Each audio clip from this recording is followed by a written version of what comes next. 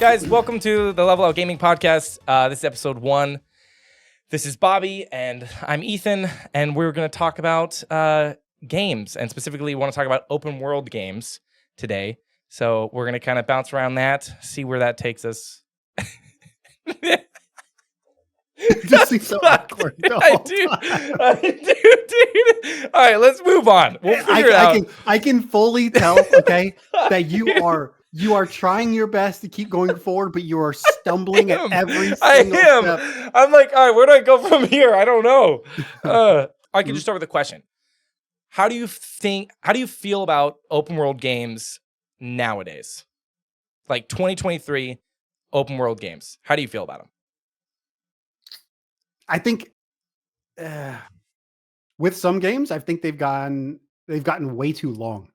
Back in the past, I would say when you had Skyrim, Skyrim was a long game, but also Skyrim, I feel like it's very unique just because of the time that it came out. There really wasn't a whole lot like it, especially in terms like on console, but not necessarily on PC. Right? Yeah, that's very true. A lot of people were new to it, and it was just. I remember when I first played it, I'd never played anything like it. The closest thing was WoW. That was the closest thing I'd ever played to it. Yeah. And the first person perspective, I don't really care for too much. But in today, I know that games are getting more expensive and people want more hours out of it. But for me personally, more with a game, when I spend I've noticed that my max is like 60, 70 hours. Once I hit that mark in the game, I'm usually, not that I'm not satisfied with it, but I usually get bored and I'm kind of like, okay, something else comes out and that catches my eye. I was actually thinking about that same thing because I've been playing through Tears of the Kingdom, which I think you are too. And I'm like 30 hours in, I think now. And I was thinking about that because I was like, I want to do a lot in the game. Like there's so much to do in it. And with Breath of the Wild, I skipped over a bunch of stuff. But I was thinking about that same thing of like, but I know myself that I will hit a certain hour mark where I'm just like, okay, I'm going to finish the story, see the credits roll, and, shelve it. Like I'm done. And that's where I always wonder, like with open world games getting longer and longer, I feel like there's a redundancy to it in terms of like, okay, when does the hour mark reach just absurdity of like, there's 100 hours, there's 200 hours of content in this game. Is that necessary? Like, why? Yeah, but I think some of the content, if you can call it that, really, a lot of it is like collectibles, right? Yeah. And so like with, I spent, I think it was a little over 140 or 150 hours on Horizon Forbidden West, somewhere around there. The map itself is massive. There were some things I didn't enjoy. There were a lot of things I did enjoy. But overall, just for the open world concept, the game has a lot to do. The side quests are everywhere. The side quests have you go everywhere. But I feel like there's so many different collectibles in there that's what a lot of people spend their time trying to get. Yeah. Or sometimes I find myself like in a game like that where I go off to an area that I think looks suspicious or like, oh yeah, I want to see what's over there. And then I go over there and there's nothing. It's just ruins. And then that's it. And it's like this whole segment of the map could have been just cut out because there's nothing here. There's no reward, even though it looks cool. But when I compare that to other games, like even Tears of the Kingdom or even Elden Ring, for example, right? Yeah. Elden Ring, I felt highly rewarded for exploring because you could have found anything. You could have found rare items. You could have found different weapons. You could have found different pieces of gear. Or like walk up on a boss just like out of nowhere. Yeah, or a boss just comes out of nowhere that you never probably would have encountered if you hadn't gone over there. Yeah. And I'm leaving Tears of the Kingdom last because I feel like that one is much different. It is, yeah. In my perspective. But if I just compare those two games from the open world aspect, I would say Elden Ring is definitely much more rewarding. Just in terms of things you can find.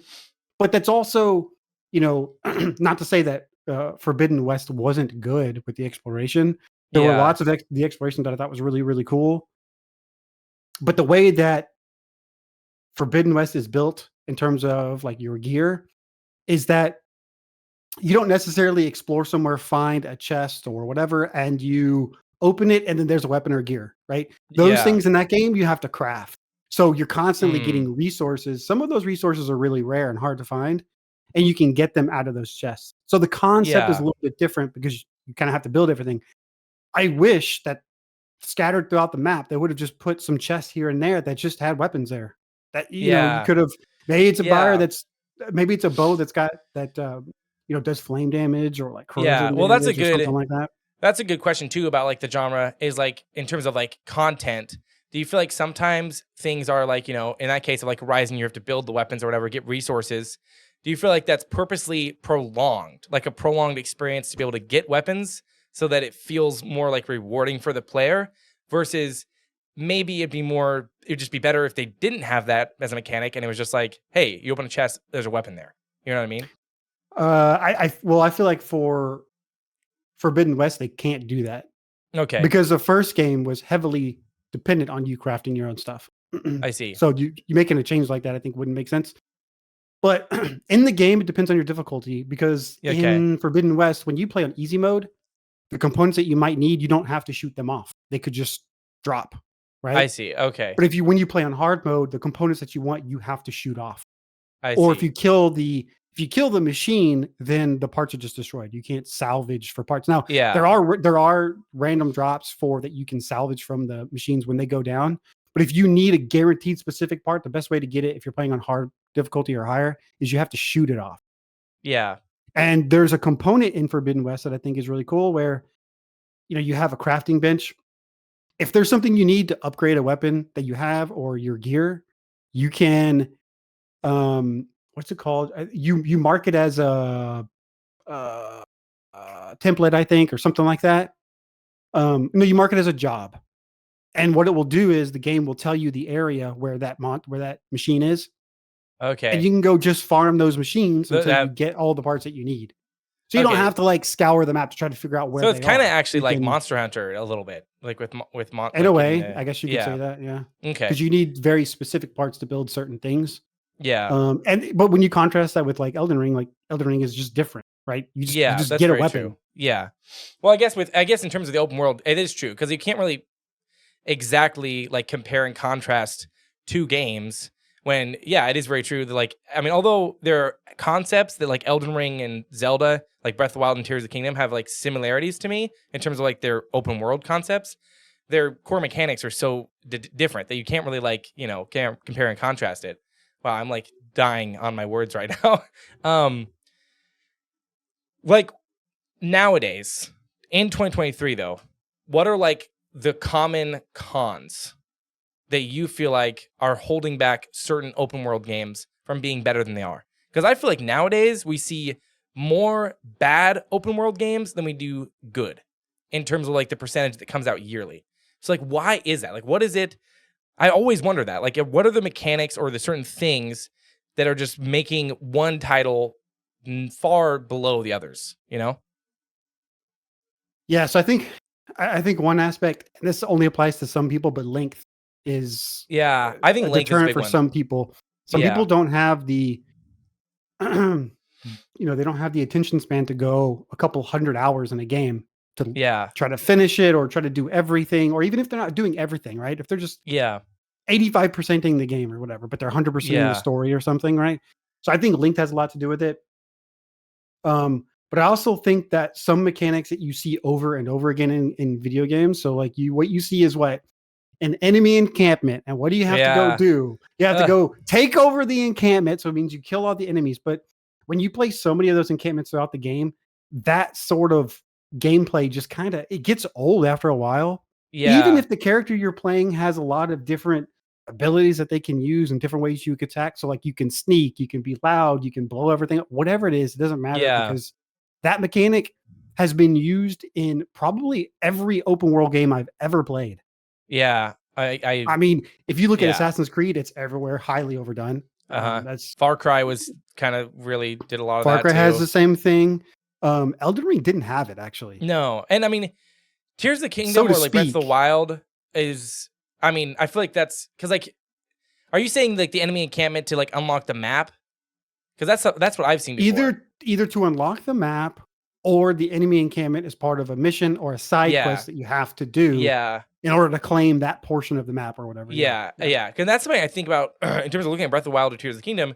You have the towers, which is also a pretty common like concept, and Far Cry also did that, like towers. But the one thing that I feel really refreshing with Tears of the Kingdom in particular is like each tower is different.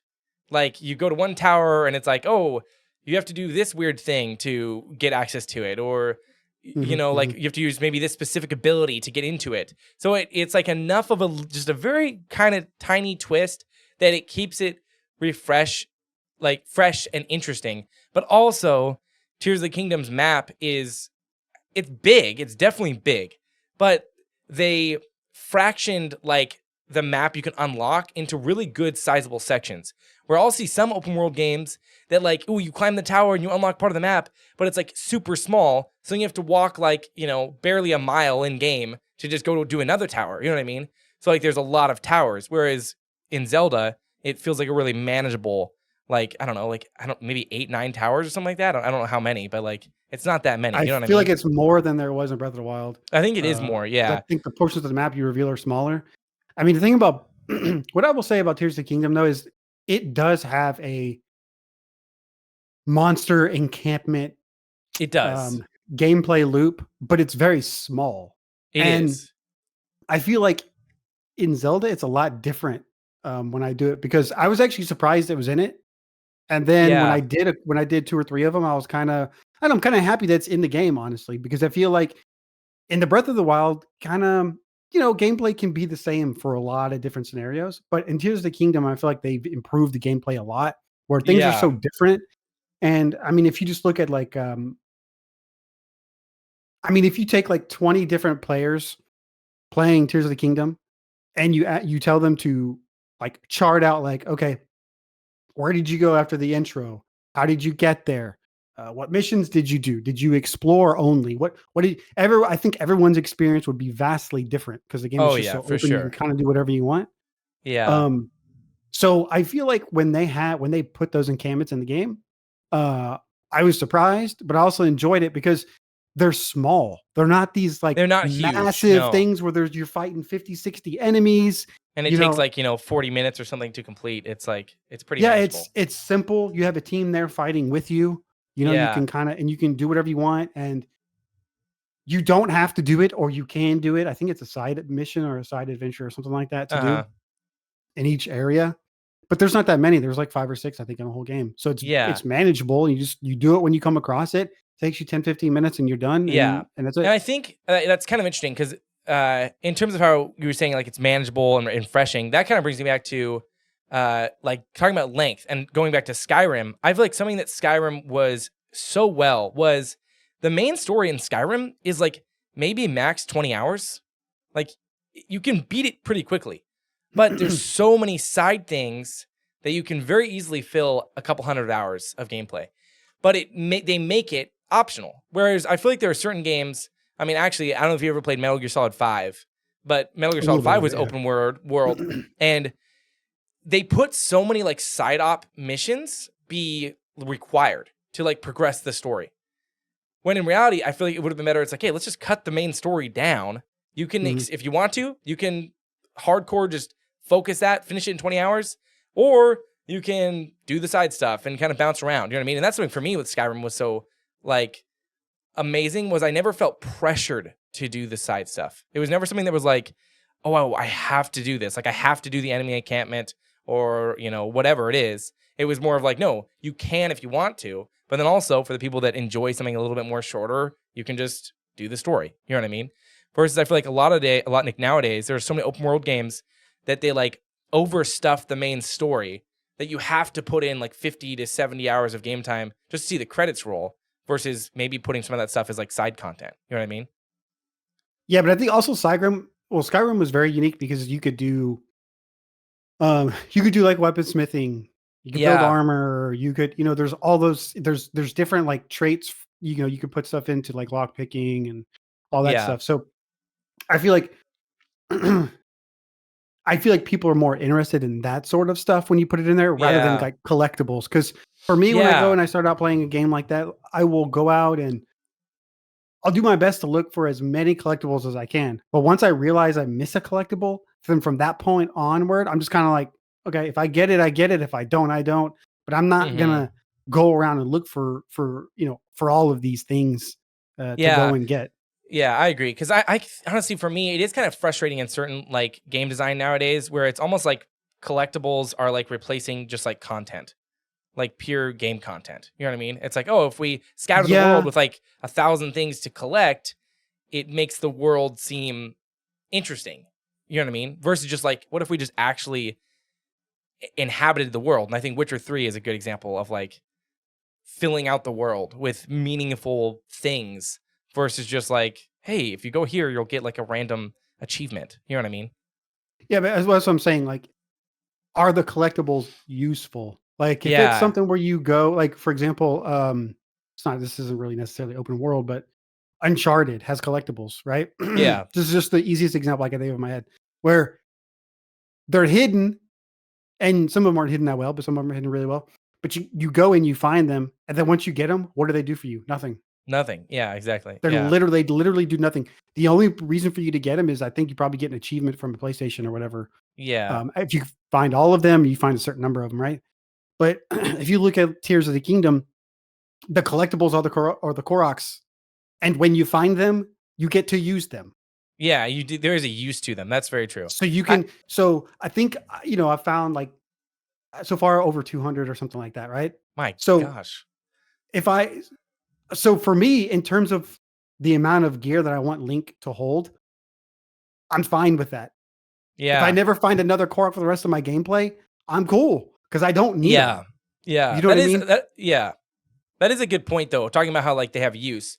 Because even like, I feel like Tears of the Kingdom in particular, compared to Breath of the Wild, has more collectibles. Not just in the fact that they, have more Korok seeds now, but they've also added a bunch of other stuff like I don't know what it's called, like the Booble Gems or whatever it's called, the Bubble Gems. Yeah, but there's a purpose for those. But there's a purpose for those, which I think is a really great like design, because then there's a purpose for them, but they're not required. It's not something that's like, right. You have to go out and get these. But then it also, for people that like collecting, because there's tons of different play styles in terms of open world games, you have a purpose for it, and it's even more motivating to like do that, which I think is really, I don't know, I just feel like that's really good game design. Like, hey, let's give a purpose to this little random like bits and bob thing you find in the middle of a field. Like, let's have it mean something. It gives the player motivation to go look for it. If it's a collectible that I can go get in a game, but it does nothing for me in the game, then if I come across it, fine, I'll get it if it's right in my face. But in Tears of the Kingdom, it's kind of like you look off into a distance at like a mountaintop or something. You're like, damn, there's a Korok up there. Yes, exactly. Yeah. Okay, well, I'll fly to go get it because I know I will travel the world just to get that one Korok. I know. You're flying around to go to a different destination, but you happen to see a circle of rocks with one missing. Like, damn, there's a Korok there. Yeah, and you're gonna go. It's easy to drop down and get it. You know how to get it, and you can use it later on, right? And the Koroks, they get more expensive every time you use them. Yeah, right, for certain. And I think whatever you want to. I think that's something where, like, talking about, Elden Ring and Tears of the Kingdom is something that they have in common, and even maybe Witcher 3 too, is just like making these things meaningful and mean something to the player. To where, like, really, I've done so many different side stuffs, from like fighting the big constructs that you find in like the Sky Island things in like Tears of the Kingdom, to obviously shrines, Koroks, now the bubble gems, whatever they're called, and so many different things. And it'll be a thing like that where like I'll do a tower, I'll fly up, and then all of a sudden I look over and I see a place where a Korok is, or I see maybe a shrine off in the distance, or a construct, and I'm like, I'm gonna go there and do that, because once I do it, I do get rewarded. Like, there is meaning to it, and then it kind of builds your character. Yeah. Versus like, how many times have I played certain open world games where, maybe I'm like traveling and I see something off in the distance and I know it's like a collectible thing, and I'm just kind of like, nah. Let's just keep walking. There's no reason for me to go over there. Like, for example, in Horizon Forbidden West, some of like the ancient relics, there aren't that many. I think there's like 8 or 9 throughout the game. And they're all puzzles you have to figure out to get to them. But you take them to, I think it's like, what in that map, what would have been Las Vegas after it was destroyed, right? Okay. So you go there and, the lights and stuff, you can still see the holograms and whatever. Well, they're called like ornaments, these relics, and they represent different holidays. So you have like Easter, Valentine's Day, Christmas, New Okay. Year's, whatever. And so when you collect them and you bring them back to this to that area, you can choose which one you want to display, right? And they all look different based on holidays or whatever. Um, so I got them all, and then when I delivered them to the guy, I was like, okay, well, so what do these do? And I was like looking at them, and it's like they just change the holograms in that specific area. Or whenever your draw distance is within reach, you can see it, from a certain distance or whatever. Okay. And I'm like, so these do nothing for me. It Yeah. was like that 30 seconds of like, wow, this is cool. Let me switch around to another one. Then I was just like, Oh, okay, it I don't doesn't care. do anything. Yeah. Like if I would Yeah. have known that's all that they did, I wouldn't Yeah. have spent the time to get them. Yeah. And I think that's where I think it's going back to, I realize we're talking about Zelda a lot, but I do think like Breath of the Wild and Tears of the Kingdom are such great examples of like modern, like just like perfect open worlds. Like they're so enjoyable to explore. And speaking of like collecting items, obviously in Breath of the Wild, if you collected all 900 Korok seeds, you literally got like a piece of gold poop. For that, it literally That really was it. means Yeah. nothing. But however, in a way, it's interesting because like collecting all of them wasn't the point of having this in the game. It was like, no, each of them have use, and we have so many of them because you can just randomly wander on them. Like you don't have to really go searching for them. Like you can just kind of randomly wander on them. So for the casual player, it is a good use for you. Oh, I would just turn the corner. There's a Korok there. You know what I mean? And I feel like in a way that's kind of funny because I do feel like in terms of like collectible things, it can be really easy to get in the mindset of like, yeah, I'm going to get something amazing at the end of this. But in reality, like they should be developing it to where just the individual thing is worth something. You know what I mean? Does that make any sense of what I'm trying to say? Yeah. Well, I mean, you have different types of players. Yeah, for sure. You have the casual player that just plays whenever they can. And maybe they're not looking to do everything, collect Yep. everything. But then you do have players that, yes, they will. They will They go want seek everything. out Yeah. and they will collect everything. Yeah. And I think the best compromise, so to speak, when you're developing a game is when you have collectibles like that to give them a use. Like the Yeah, I Koroks have a agree. use. Whether you're Yeah. casual or you're hardcore and you want everything, doesn't matter what play style you have. Yeah. They give you there's a use for it, you Yeah. know? Yeah, for sure. I agree with that. And I think for Horizon, I mean, Horizon's a good game in my opinion. I think the story is good. I Some parts of it I don't think were as strong as the first one, but I wish that the exploration was a little bit better because like, yeah, there's ruins. Yeah, it looks cool. Yeah, hey, look, I can go to this area and I see the Golden Gate Bridge, or I go here, I see this was what San Francisco looked like. Now some of it's underwater Yeah. because Earth has changed so much, Or like this was Las Vegas, this desert area or whatever. Yeah. Like it's cool, but at the same time, it's like if I try to scour for the chests or all the boxes or whatever, I know I'm just going to get the resources out of them, Yeah. and that's it, Yeah. right? And so it's kind Yeah. of I don't know. It even though the resources equate to like finding gear in other games because you have to Yeah. build all that stuff, but or use it to upgrade your gear that you have. There are some missions where you get some weapons and stuff, and there are vendors you can buy weapons from that are good for you and stuff. But by and large, there's really no exploration that's going to reward you with like a gear set or with a weapon or a weapon set or whatever. It's usually just resources. Yeah. But I mean that's just due just for like exploring. Like I think in Elden Ring there was a lot of things you could find a resource that you could use.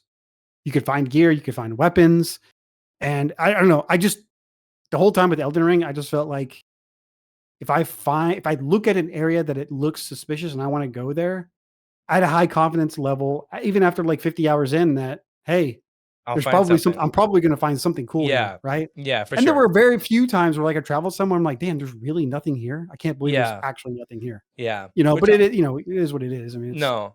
Yeah, and I agree with you there because I do think that for me, one of my biggest cons is that like just like an I don't know if an empty world is the right word, but just like superfluous just like size in the world. Like just like I feel like does the map need to be this big? I don't know, and I think for yeah, me the other yeah. con is the same thing with the story of like, okay, does the story really need to be this long to like for the story you're trying to tell?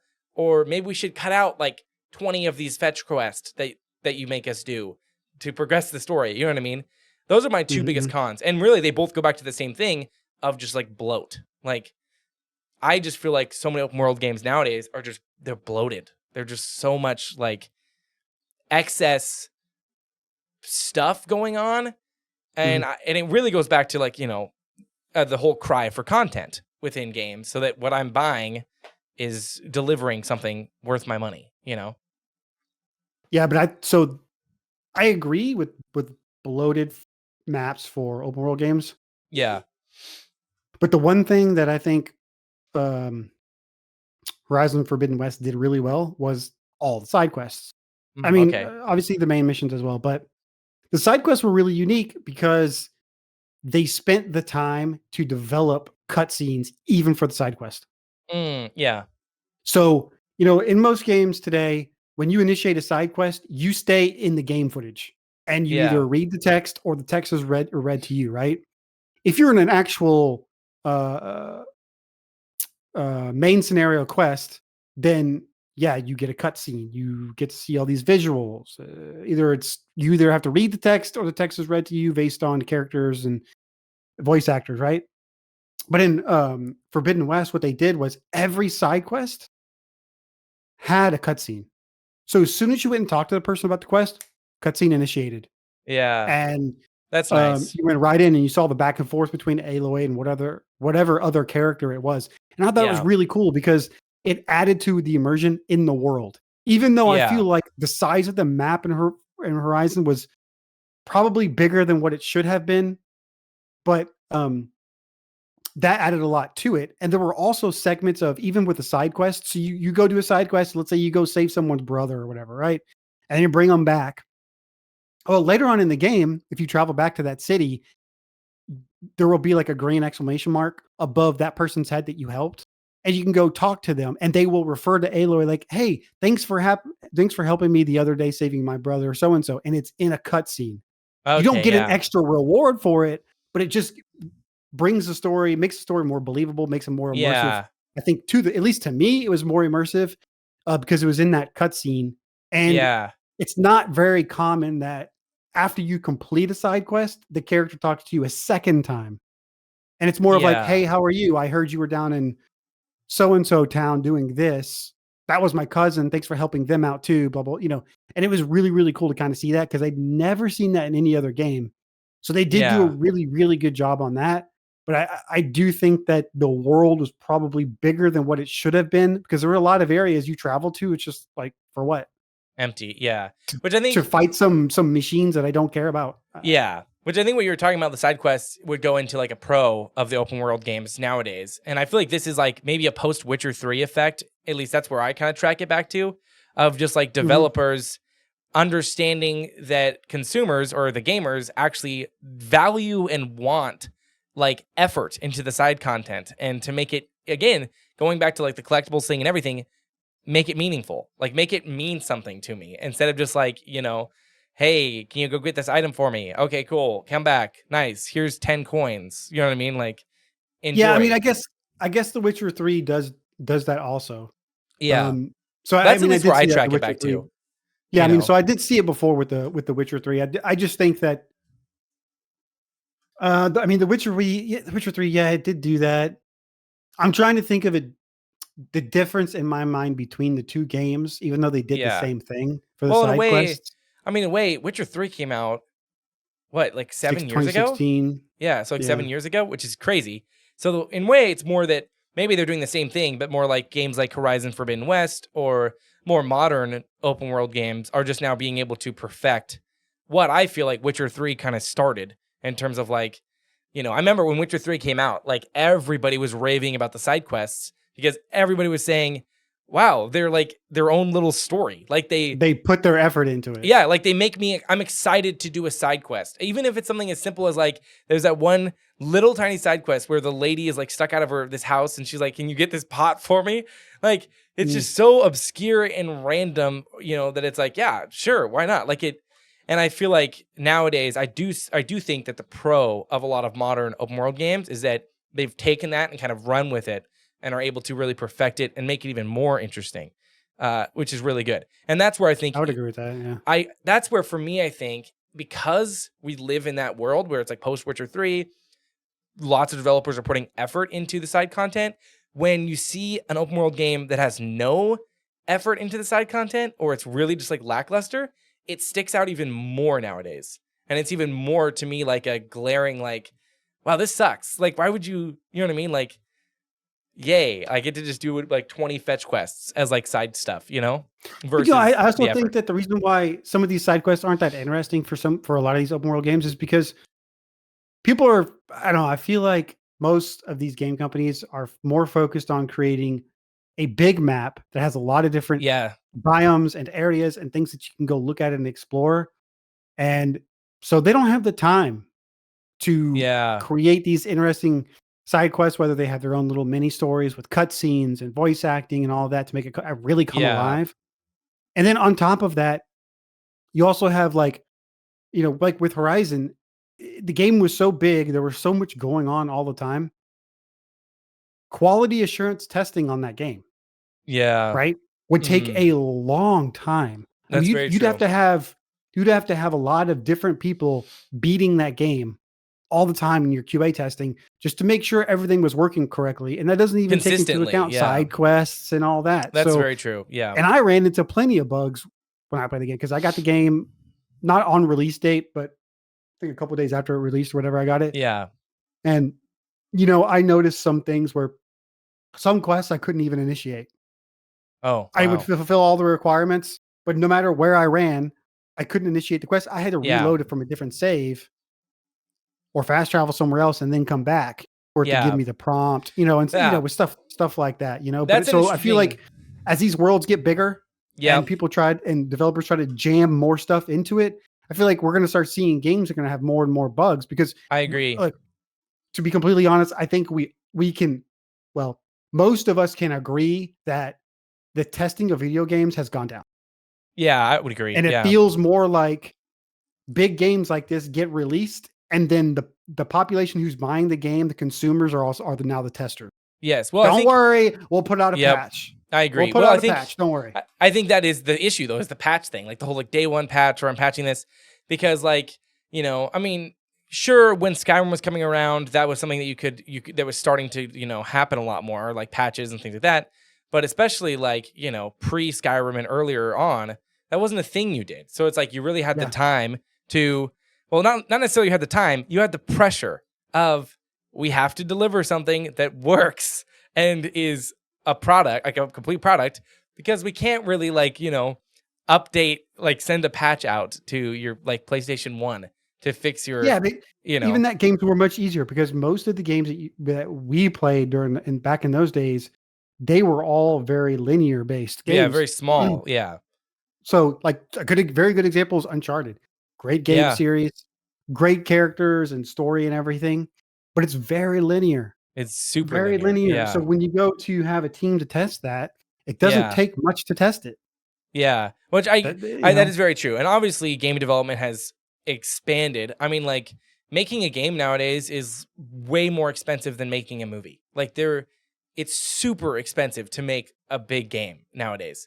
But I do think, going back to the open world thing you were saying in terms of the quality testing, it's like there's this huge, I don't know if it's desire, but just like there's a lot of focus on like, you know, for instance, like, oh, GTA 6 map is like 10 times larger than GTA 5, or like, oh my gosh, the newest Assassin's Creed's open world map is blah blah blah bigger than this game. Instead of just being like, who cares? I don't really care if it's like bigger. Oh, it's bigger than the last one. For me, it's more like, okay, have just a manageable size, but then like really make it good. You know, like put a bunch to do in that's like worth it and interesting.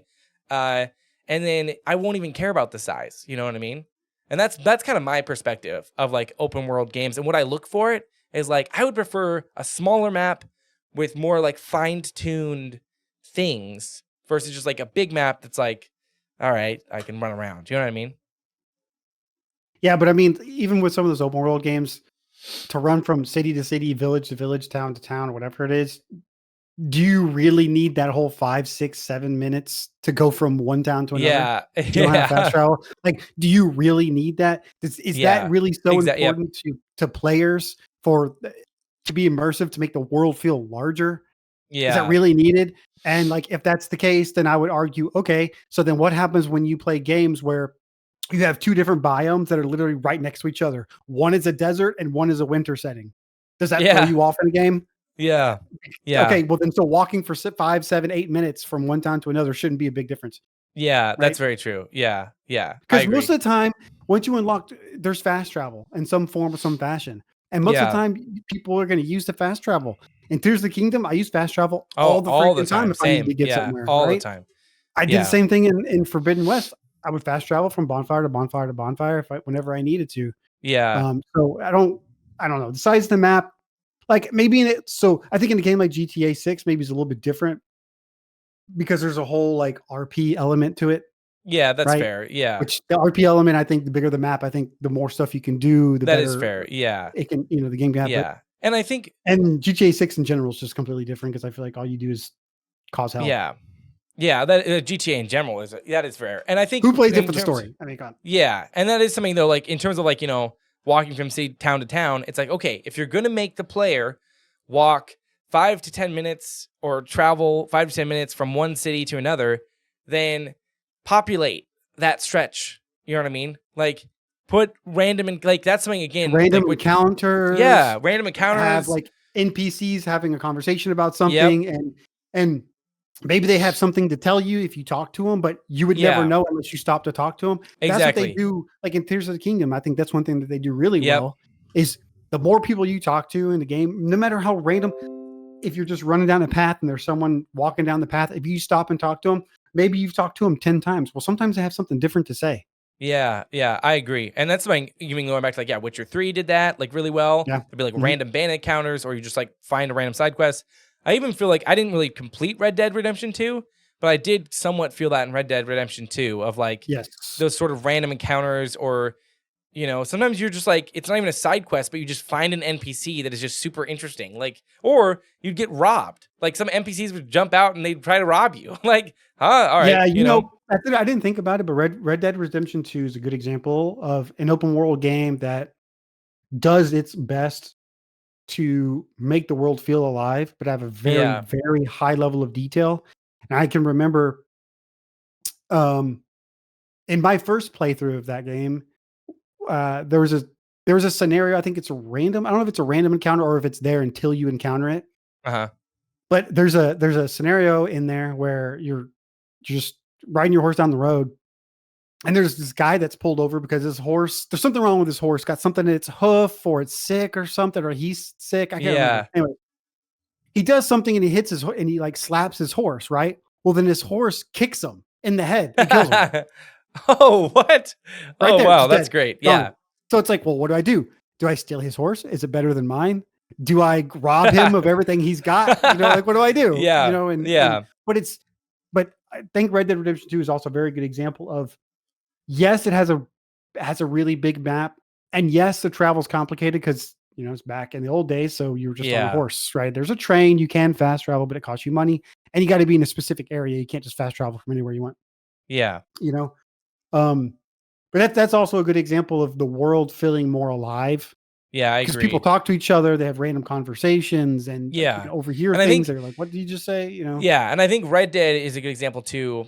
Same again. I always go back to Witcher 3 of like, not even just like having a side quest, but like that encounter you just described. That's not a side quest. That's not even like, it's just like a random NPC encounter, and you can, like I could steal a good dude's stuff now. I could steal his horse. You know what I mean? That's not like a quest that you go on. It's just those random, like almost they feel unscripted, like unscripted moments.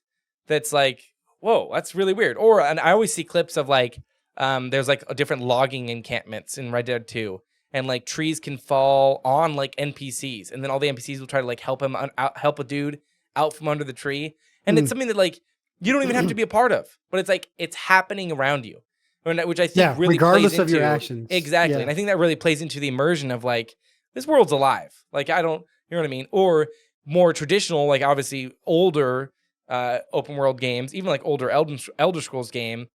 It's like you walk and then some character out of nowhere walks out and like points at you and is like, stop. Like it feels weird. It's like scripted. Like, okay, so one of the developers was like programming this moment. You know what I mean? Versus, which granted that again is just, you can't really like be like, oh, shame on them. Development has just really grown, and also like AI in terms of the NPCs has really grown. So you can do a lot more. But I do think that's something that's really great about modern games is those little moments being able to happen versus, others. I think those random encounters like that, I really think that game companies should get, I don't know, I don't want to say good amount. I really like to put a number on it, but I'd say like Yeah. if you could have 15 to 20 different encounters that Yeah. change throughout the map. So anytime you fast travel, you change locations. Anytime the game's loading, let's say, right? Yeah. Then trigger that and populate it in different areas, right? Whether you come across it or you don't, it's irrelevant. Who cares? But Yeah. they're randomized. So maybe you see the same event twice. Or Yeah. maybe you only see 8 out of those events and they're all different. But really Yeah. you got 12 more that you just haven't seen, whatever. Yeah. Could be something different. But I think the random encounters are really, really cool. I mean, I'm trying to think of Forbidden West. I mean, there were some, but I think in Red Dead they did a good job of doing that, and I think in The Witcher 3 they did a good job of doing that. Yeah. I feel like And it's I something you think don't just the see a older, whole lot. I just think the Elder Scroll games, the reason why they seem so scripted, I think it's just really because that's the consoles of that time. I Yeah, think for we're just sure. It's limited. We definitely, really couldn't have it, feel so good. yeah. To where it was just kind of like, oh, this is random. I didn't expect this, but it's also not part of a mission. It's not a side quest. It's not a main mission. It's literally just random, and it just happened, and I just happened to come across Yeah. it. There's definitely an aspect of that. Yeah, that's generational in terms of like, yeah. I mean, that was a PS3 title, so it's like you're incredibly limited to what you can do, which even is crazier though too, because like looking back at Skyrim and stuff like that, that game still kind of holds up pretty well. And in terms of its world and just Mhm. feeling interesting and you wanting to. I remember when I first played that game, there was so much that I was like, man, what is over here? I want to figure that out. And then you go there and there is something, or like, you. I remember this one time I was exploring this like the woods and I found this cave and I walked into the cave and there was like some like I forget, it was like a witch or something, and it was incredibly powerful and I just died.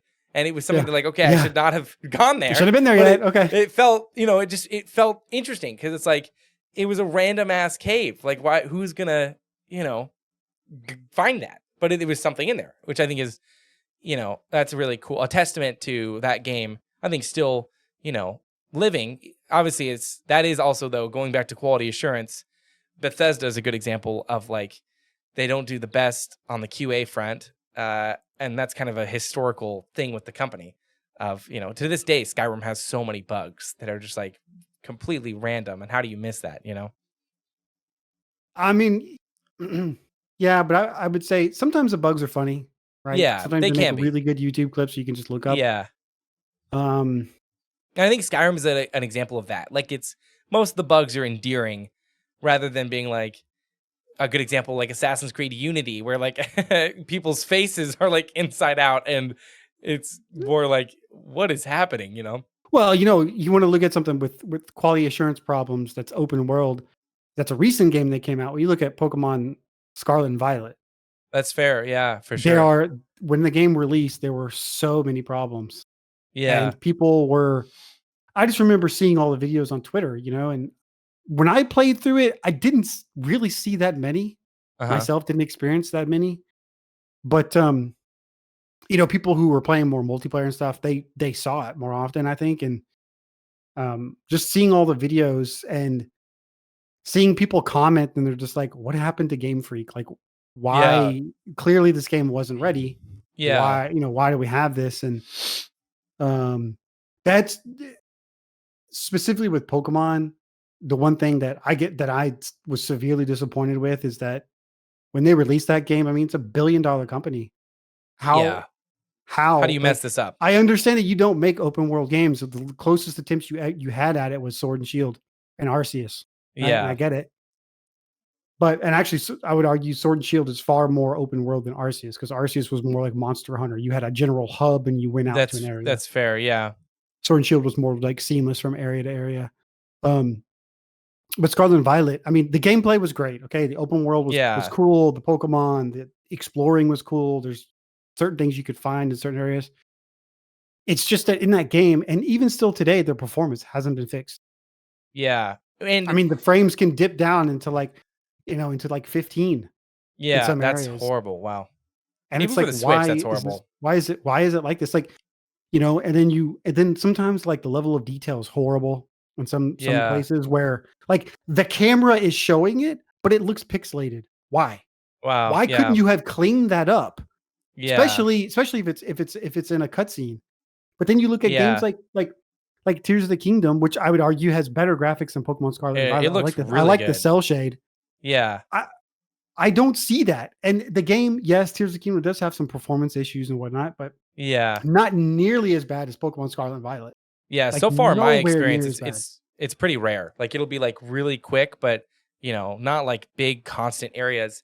And I think you talking about bringing up Pokemon is an interesting comparison, especially with like, Zelda, because one, they're both Switch titles, but also looking at like the release history of like Pokemon games get like released a lot quicker than like Zelda games, like Breath of the Wild came out in 2017. Well, they used to. Yeah, they have longer gaps, you mean? Well, Pokemon used to be year after year. Yeah. So to speak, right? Yeah, and yearly. I think, and then when Sword and Shield came out, Sword and Shield was the last mainline major Pokemon game anyone got. Yeah, and then they did what Arceus until Scarlet and Violet came out. Yeah. So that was released in 2016, I think. So that makes me wonder, like, it's similar time frame with the Zelda games, but with Pokemon, man, I think that's what crazy. they're trying to do with like the mainline games, because Arceus is not a mainline game; it's its own thing. Yeah. Right. So you can't even include that in there. But with the Pokemon games, when Sword and Shield came out, you had the base game, and once you played through the base game, well, then they had a winter and summer DLC that was released that extended the game. So it was a completely new area, new quest. Yeah. I think it was like new Pokemon, more of like the OG original Pokemon were coming back in there. And so there's, more stuff that you could do basically. And then that was for the summer. And then when the winter came, they released the next DLC, right? And they did the next DLC. And then that was pretty much it for that game. Now they still do like the online events where there's different, when you go into the dens, there's different Pokemon that you can catch. And they still have their competitions and all that stuff going on. But from 2016 till 2022 or 2022 that's how long the gap was for Pokemon, for a mainline Pokemon game. However, that's recent. Was Arceus developed by Game Freak though? I think so. So that's the thing, is what's the gap between Actually, Arceus I don't know. Okay. I'd be curious. Yeah, look it up real quick. I'm curious because that's something I often wonder is, and it's fairly true with like these big open world titles, how long is the development time, And that's something you see with Zelda. It's like, okay, that's been developed for like 5 years. Yeah, Game Freak did.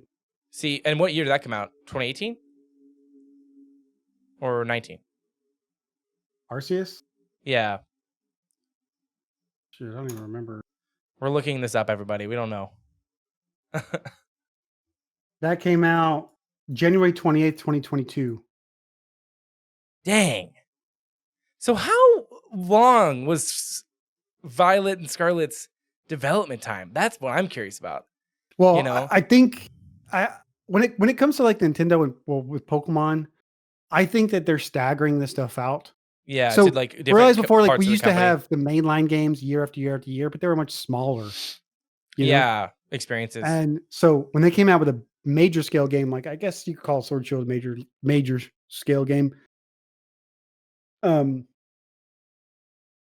think that they realized they could take the game further, and that's when they had the 2 different DLCs. And I think when they had plans to extend the game for as long as they did, they're like, okay, well, maybe we should come out with another Pokemon game in between that time, because we know we have Scarlet and Violet coming out. The world doesn't know, but we know. And I feel like Arceus was kind of developed. Maybe, it was developed by Game Freak, but I think it's probably a different team than was doing Sword and Shield. Maybe it was the same. I don't really know. And that's fair. Yeah. Because that's And I something feel like they kind of stagger those games, you know, yeah. because we saw the first glimpse of Scarlet and Violet when we found out Arceus was literally going to come out in like 6 months. Yeah. Wow, that's crazy. Because I do feel like do feel like that certain open world games not performing well.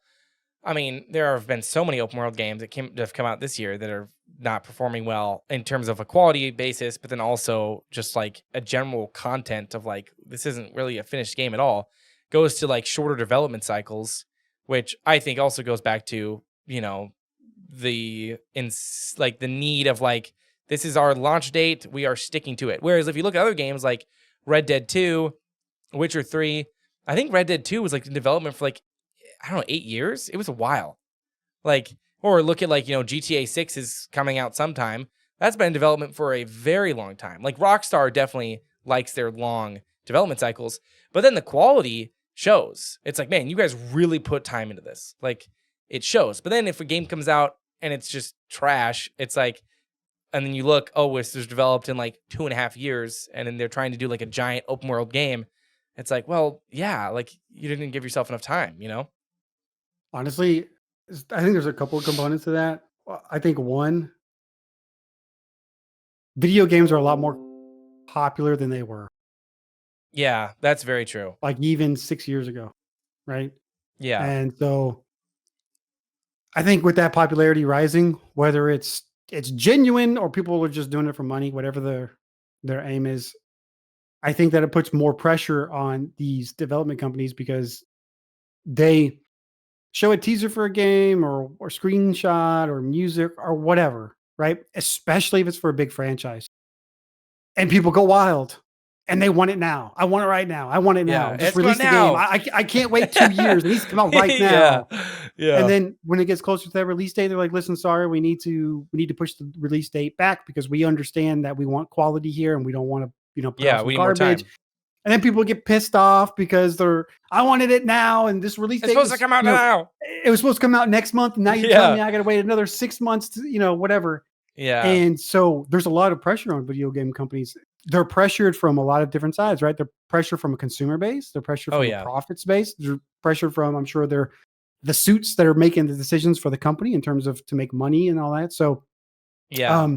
and they're under pressure to stay relevant, Yeah. And so I think a lot of these video game companies probably just, I feel like, is the strategy to just remain quiet for 7 or 8 years and then come Yeah. out of nowhere and say, "Hey, we know we've got a game that people It's are coming really out. going to like, and we know it's good. We've tested it." And they're like, Yeah. "Hey, in 2 months, this game's releasing. So I wouldn't tell you about it, but Yeah. it's coming out." I Yeah. feel like maybe that's a better approach. But I a lot of these, yeah. game companies don't have money like Pokemon or That is very true. or Yes, like exactly. the Zelda franchise where they can just string it out like that, right? They need to Yeah. have some games in between, right? But there's I think there's something to be said about if you're trying to create this big, massive game and you need the time to do it, well, then maybe, you put some investment into having a smaller team create some of these smaller games that people like. It could be like a Yeah, for platformer, sure. or it could be whatever, It's just some smaller games that maybe people might enjoy, just to get some revenue in.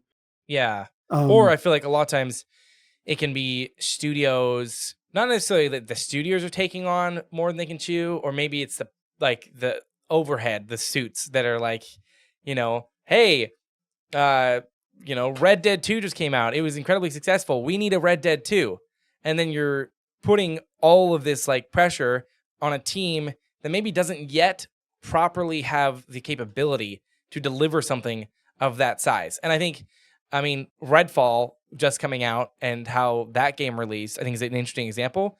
As I don't know all the details, I need to read into it a little bit more, but I think from my understanding that I mean, I think a lot of developers behind Redfall didn't actually want to make it. And I also heard that a lot of people were hoping that they would scrap the online component and just make it, an Arkane Studios single player experience, which they've done for over a decade. And I think that is a good example of you're telling a diehard, single player game studio to just make an online game. That's, you know what I mean? That's kind of like left field. It's like, okay, but we're professionals in what we do for maybe 20 years, and now you're telling me to do something that I have like no experience in, you know? And I think that's something that I think I was reading somewhere with Redfall, that they revealed it. They had to reveal it because they were trying to get people, like hire people into the studio that had experience in multiplayer games, but they were having issues with people only wanting to work at Arkane Studios because they knew them for single player games. So they're like, oh, I'm experienced in single player games. But then Arkane Studios is like, we don't need you. Actually, we need someone who knows multiplayer stuff because we don't know multiplayer stuff.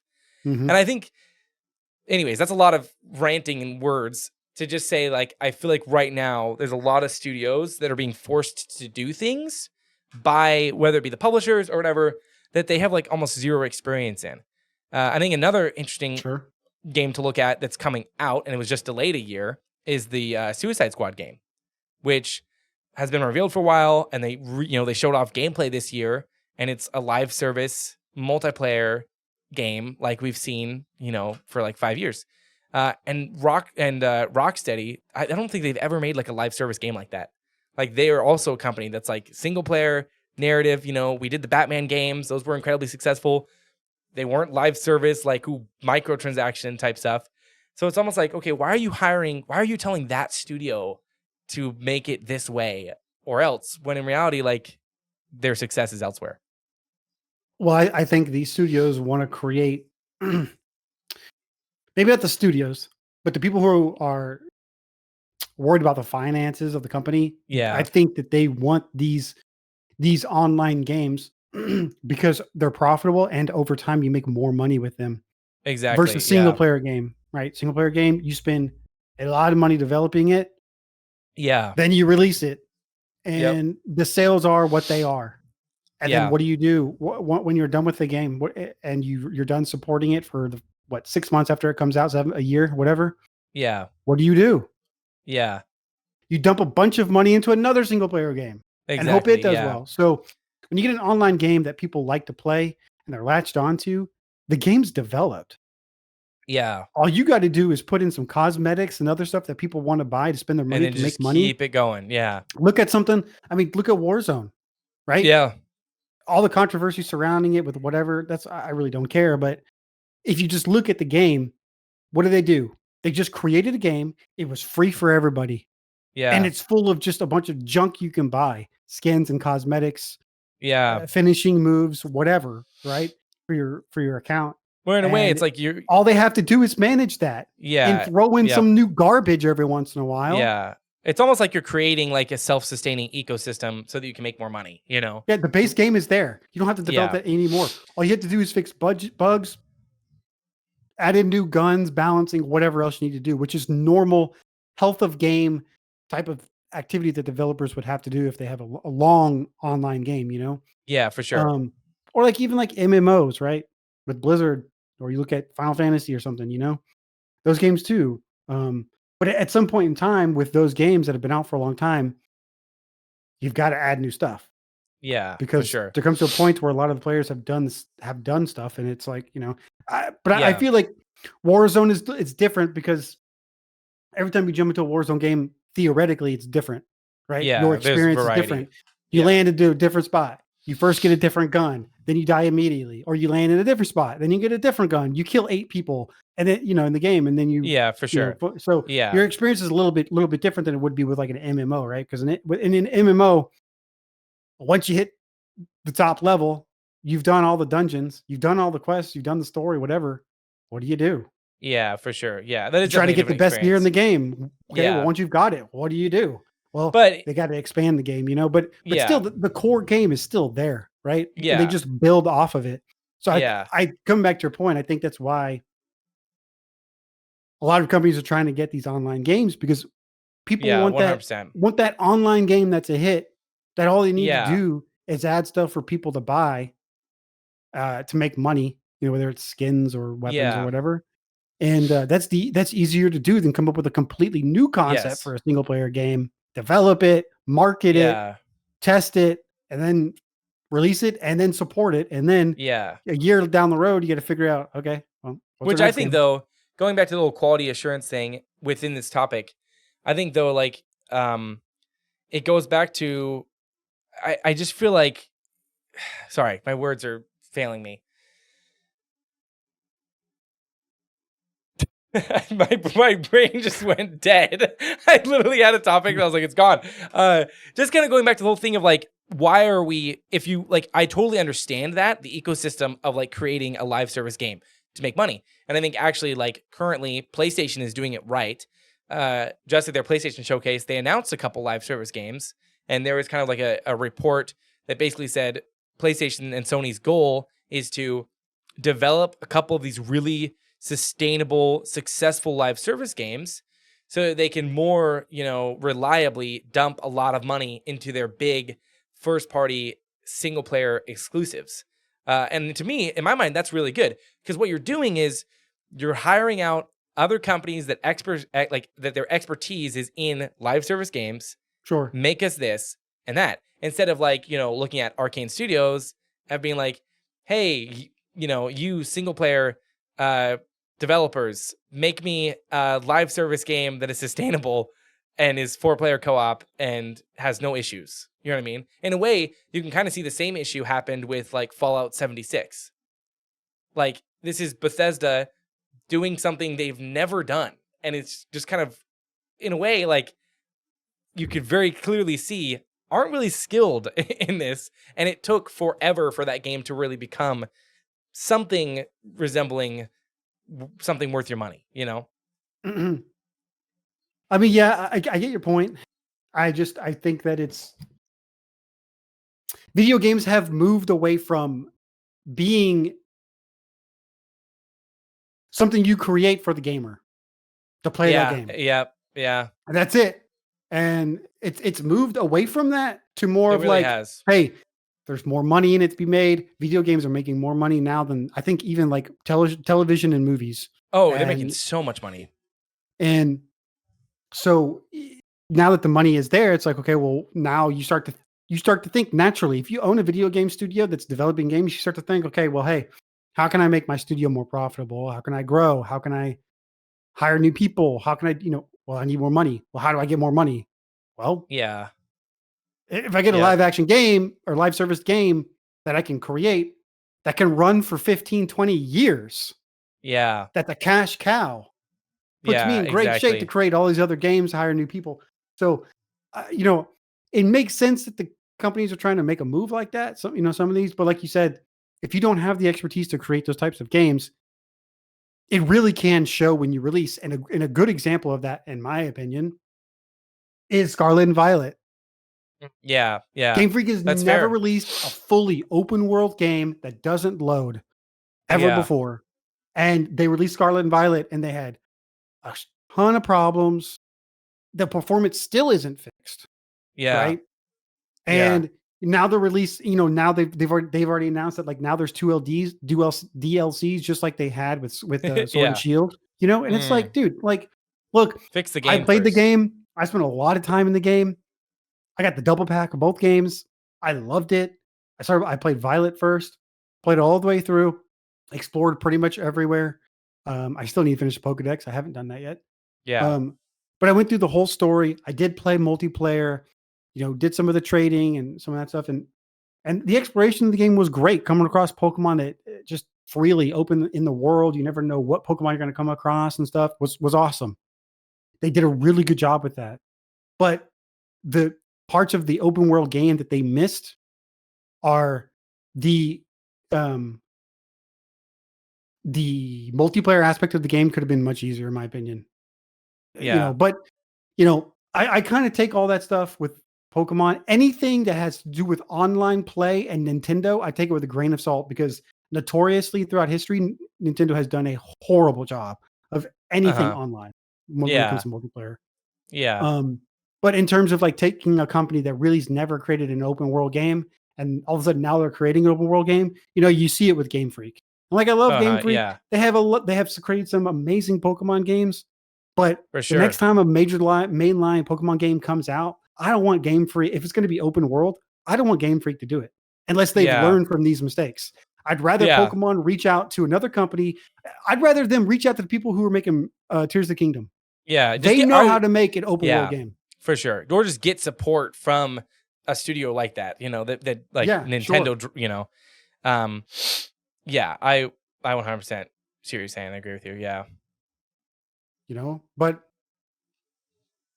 will that happen? Probably not. You know, I just Yeah. hope that I just hope that all of the bugs and the complaining that people did on social media for Scarlet and Violet, I just hope that Nintendo and Game Freak paid attention and they were somewhat embarrassed by it. Yeah. So that their behavior changes, so that Yeah.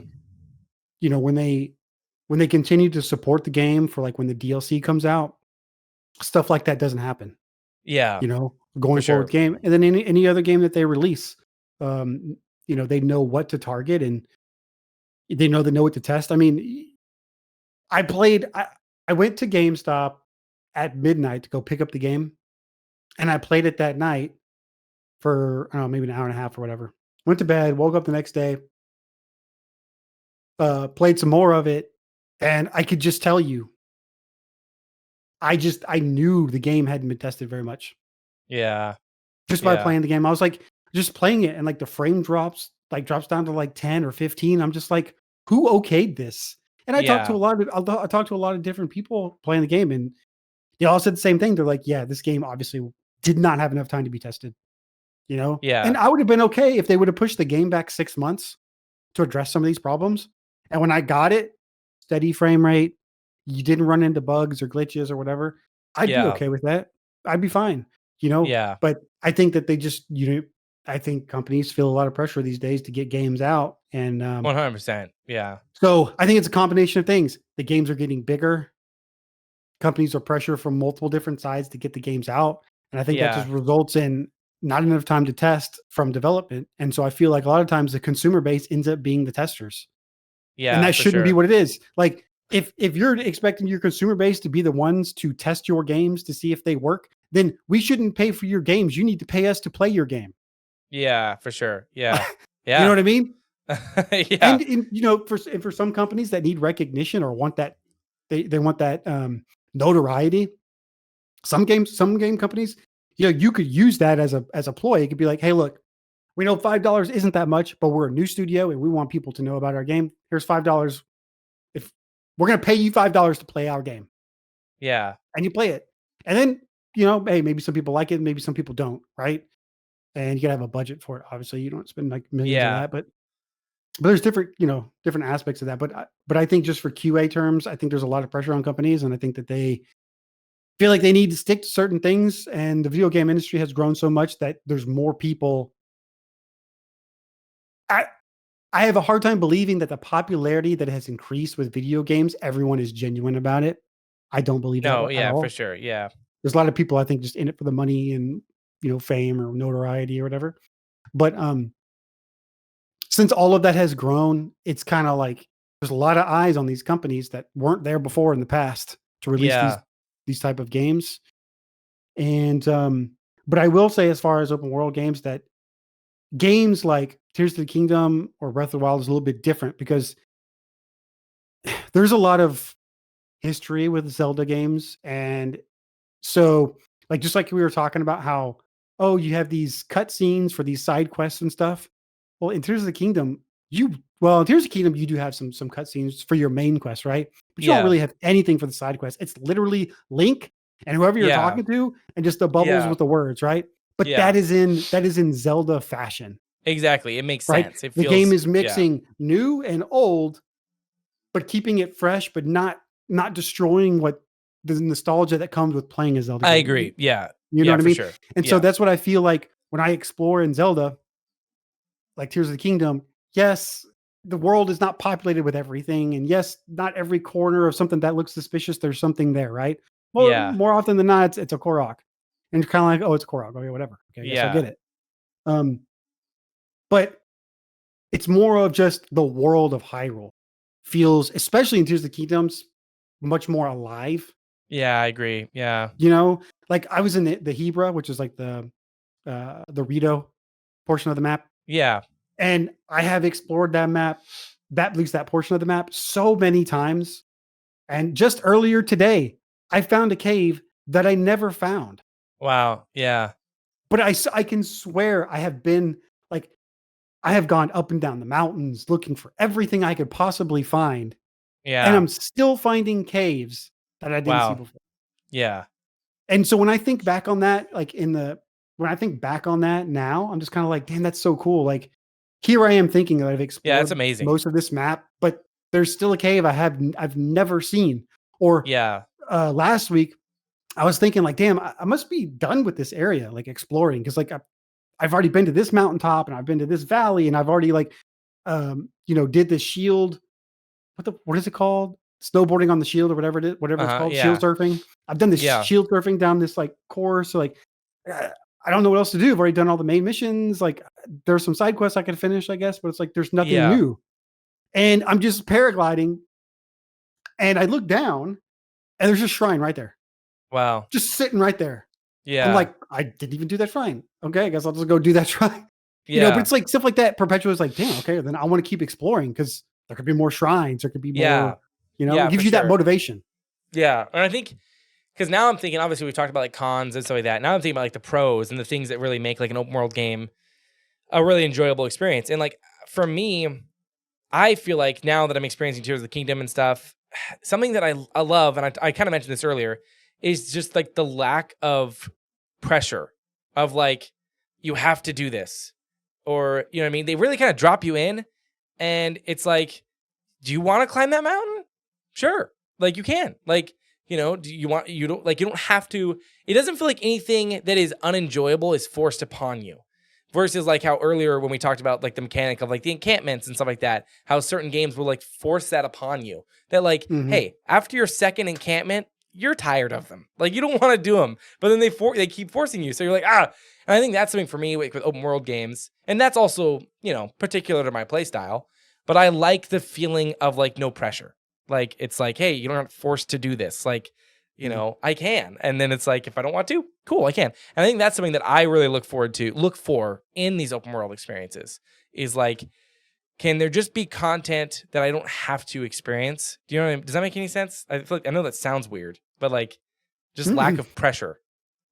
Yeah, I mean, similar to Breath of the Wild in a way, but yeah, I mean, I agree. Like in Tears of the Kingdom, kind of you just drop in, literally drop Yeah, in. you're really, And you're just like there.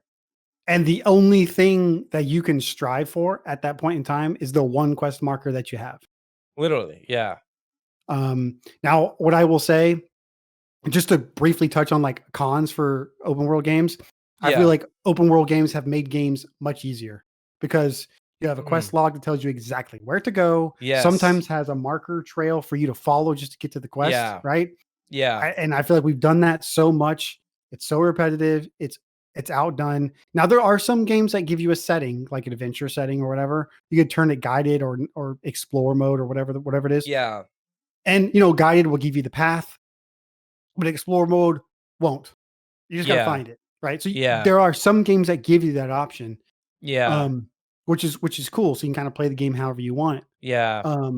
But I really like games more along the lines of like Tears of the Kingdom or Elden Ring, where you find an NPC or a town or a village or whatever, and you talk to people there and they kind of give you some information about what's going on. And Elden Ring doesn't track your quests at all. You kind of just got to either write them down on your own or remember it or whatever. Right. Yeah. So it's nice that in Tears of the Kingdom, at least it keeps, when it triggers the quest, you can, it'll be in your log, right? Yes. And it's separated out by side quest, side adventure, shrine quest, main quest, whatever, right? So it's awesome that it's all there. Yeah. But there are some quests in Tears of the Kingdom where it doesn't trigger an actual quest.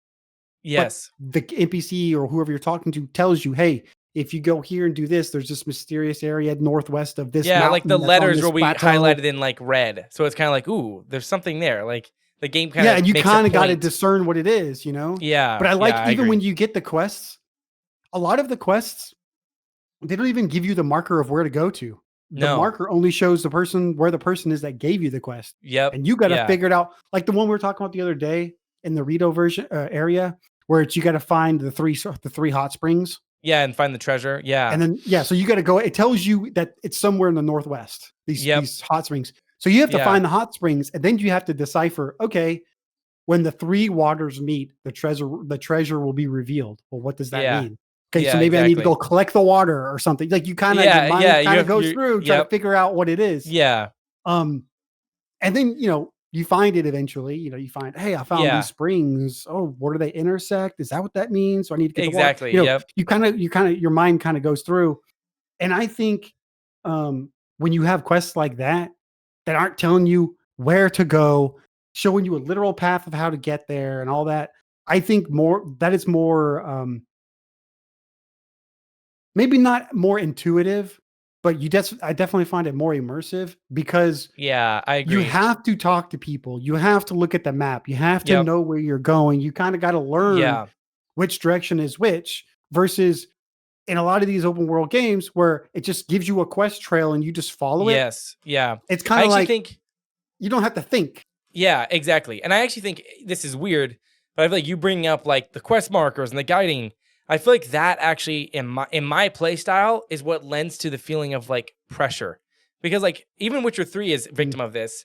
When you look at the map, there's like a question mark here, or there's some random symbol here that means something, or you know what I mean? There's like a million symbols on your map, and it's like, and also with the guidance of like, oh, I accept a side quest. Now it's displaying on my screen and it's, just filling up my logbook. It's almost overwhelming. And it's like, for me, the overwhelming feeling that all that creates makes me feel pressured to do it. Does that make any sense? Versus like Elden Ring or Tears of the Kingdom, there are like no map markers. Like nothing really shows up on you know what I mean? Like there's not really like a legend. Like you can put pins, you can pin interesting stuff. Well, I mean, the main missions for the story show up on the map in Tears of the Kingdom. Yeah, but and maybe in terms of side markers quests. of where to go, they're very ambiguous. Yeah, it's like head this ambiguous. Yeah, markers, right? They're just there, and you kind of it's like head this direction. But it's nice because it doesn't tell you how to get there. That's not like, hey, you take this path up the mountain, you have to get there. So there's a little bit of trial and error of how you get there.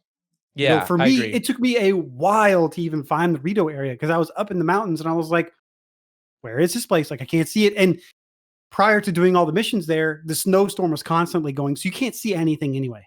Yeah, right. That's very true. And so I was trying to find it. Finally, I found the area. I mean, I did explore. I spent a lot of time exploring. And then finally, I found the village, did all the main quests, and then the storm stopped. And then I'm like, damn, I should have waited to explore because now I can actually see.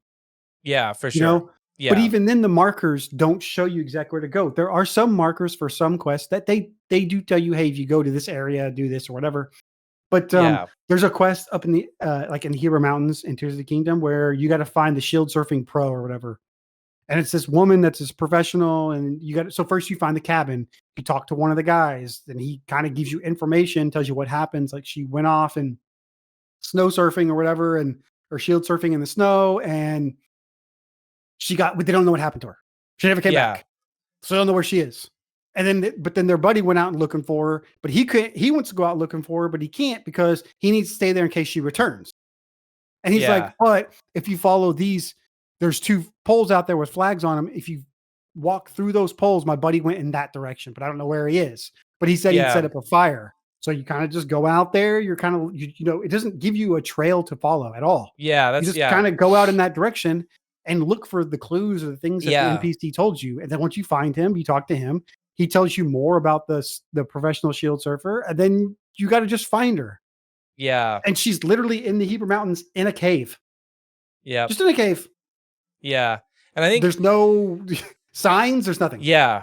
And I think talking about the guided thing, that's really interesting because I always think back to when I tried to play Assassin's Creed Odyssey.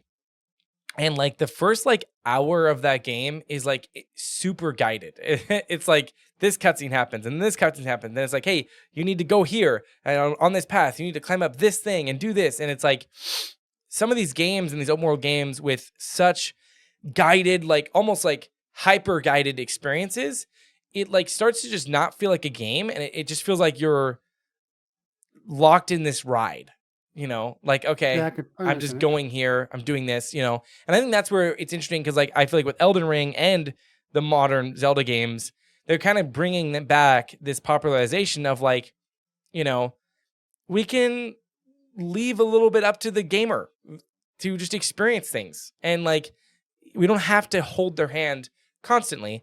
And I definitely do agree, like you were saying, how some games will have like the guided experience or the explore experience. I think that would be a really good way to move forward, because there's definitely people that like, you know, for accessibility reasons, having the guided experience is going to be perfect and what they need. You know what I mean? Sure. But I think also having that option to turn it off is huge, because then it just leans into the play styles versus certain games just like locking you in. Like, okay, here's the ride. You can't really change it to be able to experience it how you want to. And I feel like because of Elden Ring and like Tears of the Kingdom and stuff, I feel like we're going to start to see that. I don't know if it's like hand-holding. I don't know if hand-holding is the right word, but just more like exploratory open world games. Maybe make a resurgence, or just that kind of mindset with the design be popularized, you know? Well, I mean, even with older games like on like Nintendo 64 or like PlayStation and stuff, like They did not really. If the game had a map, Yeah. okay, the map was very bland. Yeah, really small. But it didn't even tell you where to go. You kind of just went. Dude, I have a great example. Shadow of Colossus. Yes. Like, yes. Big, really big open world, incredibly bland. But they're just like, use your sword to see what direction you need to go in. And then, you know, maybe you're going in that direction and then you just encounter a cliff. And you're like, well, I can't climb up this, so I got to figure out how to go around. And that's a really good example of you know, and I think that's weird. I don't know where that disconnect started to happen within games and being developed. Because, you know, definitely older games. That was pretty popular. Like, even the old Zelda games of just like, figure it out. You know, even the older Zelda games that are like top down. Yeah. They give you a quest marker in like in an area on the map. So you know you need to go to that area. Doesn't even tell you to get there. And even in those games, it can be complicated how to get there. It's not just easy, you just follow a path, right? Yeah. There could be some things you have to do or whatever. There'll be sometimes like you got to pass the water, but you can't jump in the water because you drown. So you need a specific item, but it doesn't even tell you how to get the specific item. So you just figure it out. Yeah, exactly. Just figure it out. And you know, and I know that for some people it can be frustrating, but I think the sense of accomplishment that you get once you figure it out, you're like, damn, I just figured it out, is something to look for. Like, like the shrines in like Tears of the Kingdom, like the shrines in Tears of the Kingdom, right? I think they're better than Breath of the Wild. I 100% believe they are. They're a little more strategic, and it's probably due to the abilities you have. They're much different. For sure. But I think that, I mean, I'll say that Tears of the Kingdom is definitely, I think, a game for children to play. I mean, it's for everybody, right? Yeah, but it's more open. Yeah, children can really benefit from it because of the actual mechanics in the game and your abilities in the game to build things. I think it helps children just develop their brain so they can actually think. It's developing my brain. The shrines are hard as hell, man. Yeah, you know, and so I think it's really cool. So I just kind of want to throw that out there. No, that is really cool. Yeah, and I kind of, you know, saying how like it felt rewarding.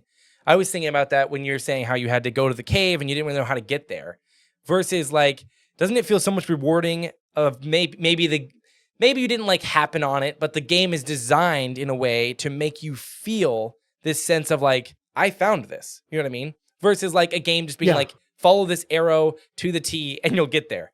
Like, and here's the secret treasure, but we're telling you exactly where it is. Exactly. Like which one's more rewarding and which one feels more exciting and like enticing to do?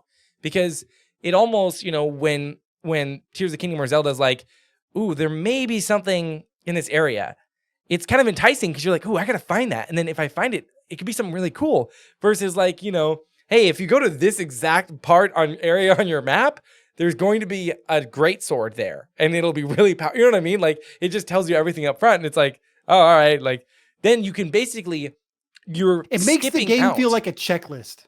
Yes, exactly. Yes, 100%. Go here, you're going to find this. Go here, you're going to find this. Here's how you get there. You take this path, and then you go left, and then you go right. Yes, exactly. You go up the mountain, and then you go down this little cliff. Yes. It's like, and then it can make the game feel incredibly monotonous because in reality, up front, you make the decisions of whether or not you should go there because you're like, you know the reward. So you're like, all right, well, if I do this quest, I will get this sword, do I really want that sword? No, I'm not going to do the quest. You know what I mean? Versus like Zelda never tells you what you're going to get. So like you spend a ton of time getting a shrine. You just open it. Yeah, you spend like a ton of time getting a shrine chest and you get there and it's like 5 arrows. It's like, oh man. Yeah, but it exactly. still feels fun because it's like, I don't know. It's, it could be something great and sometimes it is. Sometimes you get a diamond that you can sell. Like, I don't know. I think that's really, it's just, and I think that's something with like Tears of the Kingdom. It's mysterious. And mystery to me motivates me to want to put in 100 hours. Like you mean in terms of like the main story and supporting everything around? like main story supporting quests are kind of mysterious. Even like, the treasure, like that like somebody's like, ooh, there's good treasure there. It's mysterious. There's this sort of like just kind of fog around it all. But it entices me to like be okay with putting in 50 to 100 hours because I'm like, ooh, I want to unravel the puzzle. Versus, again, those games that are like upfront, first 2 hours, this is what you're going to be experiencing for the remainder of the 50-hour runtime. And then it's kind of like, well, I'm not going to experience anything new. So this is kind of my, I guess I could say my test for open world games, if I'm going to like them, is I pick a point where there's a mission or an area to go to, right?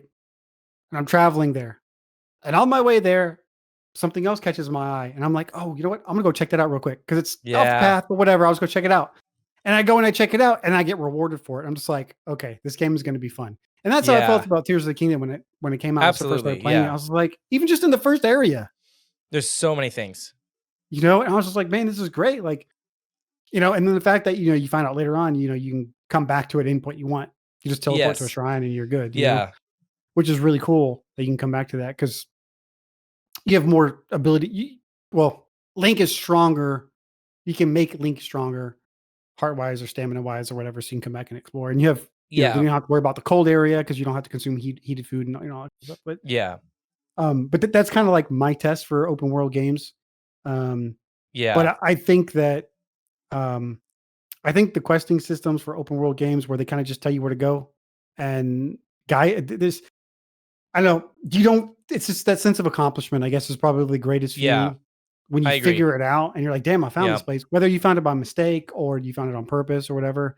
And I think like another example is there's another quest in the Hebrew region for the Rito village where this woman gives you a quest and she says, hey, I followed this white bird, but I couldn't, but then I lost where the white bird was and I couldn't find the cave. And you're like, okay, well, that's kind of weird. So I went to the very, very top of the bird statue in Rito village looking for a white bird because that's what she said. And I started looking around and it's like, okay, well, she said it came up in the morning, but then the morning came in the game and I didn't see a white bird anywhere. And I was like, okay, well, that's kind of weird. But then I noticed in the morning, the actual bird statue was casting a shadow. So I was following the shadow. I was like, huh. So I wonder if it's where the nose is pointing, So I kind of just followed where the nose was going,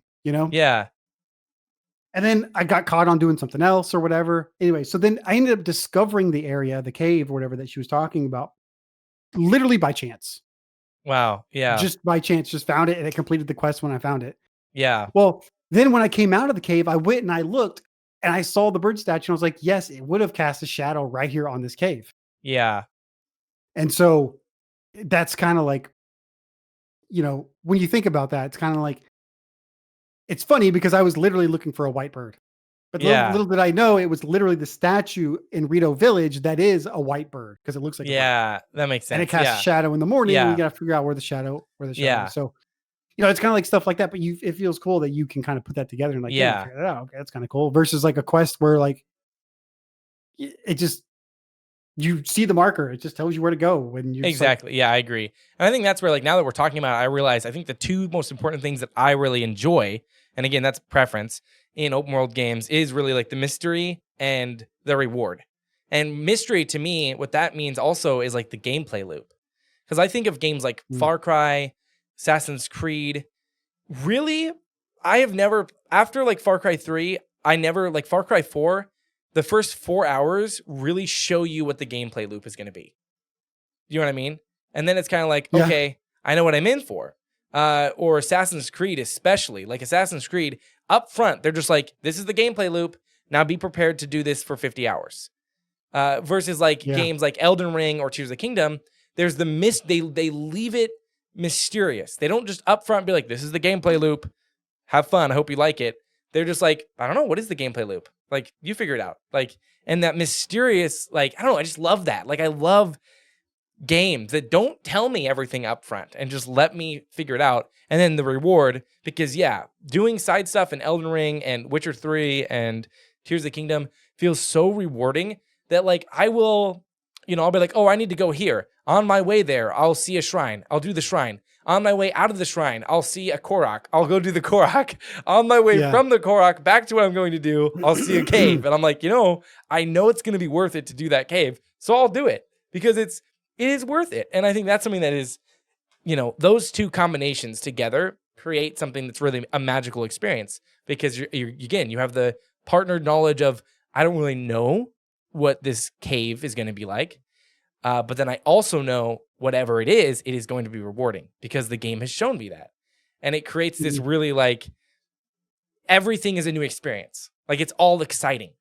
Versus sometimes you get to that cave and it's just 5 arrows. You're like, damn. Exactly. And it's like, oh, right. But like, I can give you an example of a game that has a quest guiding system, but they found a way to make it immersive in the game. Yeah. And that's Ghost of Tsushima. Uh-huh. Isn't it like it'll tell you can select a quest and it will give you a quest path how to get there, but it's the wind blowing. Oh, that's cool. I like that. And you can see the flowers and stuff, in Japan or whatever. You can see all the flowers moving in a certain direction. Okay, that's the direction. That's really cool. I like that. So they found a really cool way to integrate it into the game. And I'm okay with that. If there's, what I'm talking about is like artificial gold banner that's on the ground. Or like the big gold arrow that just like points at, points wherever you go. That is a really good idea. But there are some, I don't know. I feel like it's give or take because there are some games like if I think about Horizon, if Horizon didn't have any quest markers of kind of where to go, I don't know how anybody would complete the game. Yeah. But then again, when I think about it, not all of the quests tell you where to go specifically. Like, hey, you need to go northwest. You'll see this waterfall. So-and-so is right over there. Okay, well, let me go northwest and find a waterfall. See if I can, some quests tell you, but not all of them do. So I feel like if they were going into a direction without a quest marker, then all of the wording inside the quest would have to be changed. Yeah. That goes back to like the core game design of like, are they designing it around this experience to be guided of like they're telling you, or more in the Zelda approach of like they're designing it to be unguided and really let you figure it out, which to be fair, it's kind of like, two different types of cake. It's like, okay, do you want vanilla cake or chocolate cake? There can be a place for both of them. I just think that more often than not, I feel like the intense like guided experience, they end up, because it's such a guided experience, they end up, lackluster in the side content. You know what I mean? Yeah, but the issue that I see with it is if you play a game that tells you exactly where the quest is, where to go. Yeah. Then you go to a game like Tears of the Kingdom where it doesn't tell you where to go. It can be frustrating to the player. That's come on. True. So let's look at a lot of the complaints and stuff about Elden Ring, right? Because when Elden Ring came out, there was a lot of people who were excited for it, but a lot of people were like, "Oh, but it's a FromSoft game. Like, we know what games they make, right?" Yeah. That's a small. I mean, it's a large community of people, but in the overall spectrum of people who play video games, it's not a massive percentage of people who play, right? Yeah. And so when it was an open world game, a lot of people saw it and they were just like, "Man, okay, this game looks good. Like it's open world." And there were a lot of people, I think, that weren't familiar with FromSoft and kind of games that they create, saw the open world and they were like, "Oh, I want to give this a shot." And they bought it and they were disappointed. And why were they disappointed? There was no quest log. There was no golden, fucking road or whatever for you to follow from quest to quest.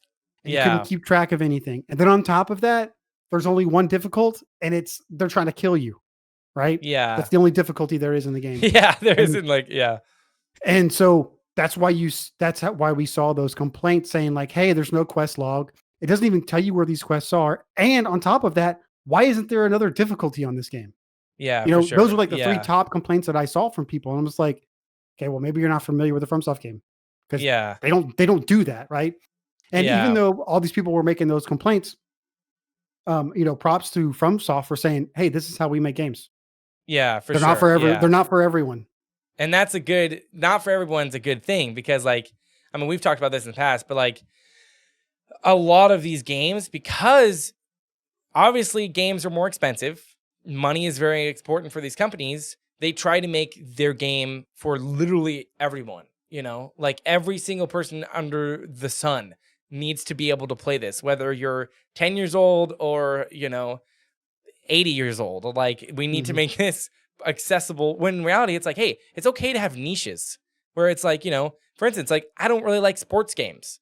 Like, all right, doesn't harm me that I don't play them. Like, there's people that love sports games. Cool, good for you. Like, I've always loved From Software games. However, in me loving them, I'm also very aware that, like, this is for a specific person, like, that maybe enjoys punishment. But, like, you know, it's not, I don't know. I feel like and I feel like that's where you do see, like, a little off topic, but like you see like the indie scene really thrive because they're in a way like allowed to just explore these random like niche genres and kind of topics that like really aren't for everyone, but they're not really trying to be for everyone. You know, I'm not trying, and that's something where I do think it's really valuable to have companies like From Software that don't really care. They're just like, I'm gonna do. We've like they've made games that way for 15, 20 years, and it's working. So why would they? You know, like, I mean, yes, look, let's change everything. When you have that history, okay, of creating games, and you see how long the community stick to those games. I mean, those games are still played today. Oh, absolutely, yeah. Right? I still like replay some of them, like almost yearly. I'm like, yeah, I want to replay it. Like, it's great. Yeah, I mean, people are still in online in Dark Souls 3. Yeah, right? Absolutely. That's still a thing, and obviously Elden Ring they put the Colosseum in there and all that kind of stuff. So yeah, but the point I'm trying to drive to is that those From Software creates those games. A lot of people love those games. Maybe it's not a large portion in the overall population of people who play video games. Yeah, but obviously they have enough sales to sustain what they've got. So yeah, absolutely, they should keep creating the games for those people because they know those people are going to buy them. Yeah. All the other people who maybe don't enjoy their games, okay, well, if they didn't enjoy your other games in the past, they're not going to enjoy your new game, whatever. You know who your target audience is, and you know that they're going to enjoy it. So create the game for those people. Don't create your game for everyone. Because no matter what, the space you get into when you try to create a game for everyone, your game is generic, it is bland, and it's just full of bloated nonsense. Weirdness. Yeah. And I agree. And that's something that's also cool. It's like, you know, Elden Ring is 100% their most accessible game. Like, it's honestly one of their most accessible experiences in terms of From Software. And what I saw last year, and for me being like a decade-long From Software fan, seeing so many people that have were like, I'm never going to play a Dark Souls game. Those are not for me. Play Elden Ring, fall in love with Elden Ring, and then be like, man. I was one of those people. Yeah, but then also be like, okay, now I kind of do want to experience like Dark Souls. And then they go back and play them, and they're like, I love these. And it's kind of opening up their eyes. Why did these click with me before? Exactly. You know, it's so, and I think that's really cool. And it's also a testament to From Software, really noting like, no, there is an audience for this. You know, like, this is an experience, and then just sticking to it instead of watering down their vision of. I think they really reached out to the open world people who play open world games. Yeah, brought a lot of them in. Fortunately, a lot of them didn't like it. Yeah, whatever. But there's a lot of people who did. A lot of people who maybe weren't familiar with the style, and like you said, they came back and for me, when I first tried Dark Souls 3, I knew nothing about Dark Souls 3. Yeah. Okay? Yeah. And when it came out, my brother and I we're like, damn, this game looks cool. Went out and we got it, right? Oh no. Didn't even know what we're getting into, right? Yeah. And it got frustrated with the game and ended up just not returning it, but we sold it back to him, basically. Yeah. So and then that was my experience with the game, and I was like, okay, I'm done. Yeah. I don't care. So when Elden Ring came out, I was like, hey, the game looks cool. But I was like, God, this looks like a FromSoft game. Just the art style looked like it. Yeah. And so sure enough, it was. And I was like, okay, probably not going to play that, but let's just kind of see what comes out. Yeah. Yeah. And so I watched different people stream it and play it for like a month. And then I was like, God, this game looks so cool, Yeah. I was like, well, if I get it on Steam, I can play it for a couple hours. If I don't like it, it can always refund. So I was like, all Yeah, right, for let me go. sure. Let me go that route. Let me at least give it a try. Yeah. And plus, like Gravy and I were gonna play. Yeah. So I was like, worst case scenario, we double team some bosses. We're good. Yeah. Yeah. So we both started playing, and took us a while to get used to the combat, right? Yeah. But once we got used to the combat, I was like, I'm in love with this game. Yeah. I just 100%. like the exploration, the art style, the way that the quests are given to you, the mystery surrounding everything. Like it's Yeah. just phenomenal. Yeah. And and then it became like one of those things where it was like the more and more that we played Elden Ring, it was more and more. It was kind of like, okay, this game's easier now. Like it's Exactly. difficult, Exactly. but it's Yeah. easier. I think what it is like when you said like, oh, you picked up Dark Souls 3, you didn't even know what it was. I mean, that was my experience with Dark Souls 1 because I remember I had a friend who was like, man, you should play Dark Souls. And I didn't, he said it was challenging, but I was like, okay, I don't really know what that means. And I was young at the time and I booted up and I remember just being like, what in the world? Like, there's no guidance. It's just like, like in Dark Souls 1, you walk into a room and this giant demon just drops on you and you're like, okay, I have to fight him. But it's like, it's so outside of the norm of like, generic cookie cutter game design that it's not that it's difficult, not necessarily purely by design, but it's difficult because it's different. And you have to like rewire your brain. And like you're saying, it gets easier because you start thinking within the design of the world in the game. And then it's like, oh, I understand this now. Like I understand how the enemies move, how I dodge. You start to realize, hey, this looks like a trap. I've seen this before. Yeah. This is definitely a trap in this game. Exactly. And that's where I think it's not necessarily that like, oh, if you play Dark Souls, it's just going to be like unrelentingly difficult. It's like, no, the game has like an entire logic system to it. Like there's logic to the world that they make.